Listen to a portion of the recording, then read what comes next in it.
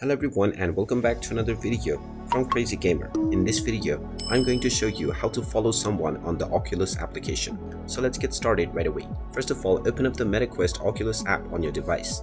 And if you haven't logged into your account already, you will be asked to log in using your credentials. Once you are logged in, you will end up within the feed page and you can start browsing through the application. Now, if you wish to follow someone, then right from the feed page, you will see the Discover People section. You can swipe through the various different profiles and tap on any profile that you are interested in. You will then be able to see their account details, from which you can tap on the follow button if you wish to follow this person. Once you tap on follow, you will become their follower, and you will also have the option to turn on notification from this user. If you wish to unfollow this user once again, you can tap on the three dots alongside their profile and you will see the unfollow button. You can also use the search box from the homepage by tapping on search at the bottom, and you can use the search box to type in a username to find the user that you wish to follow.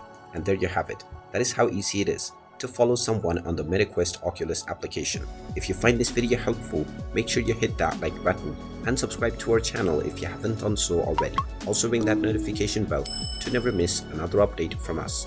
Thank you for watching and I will see you again in the next video.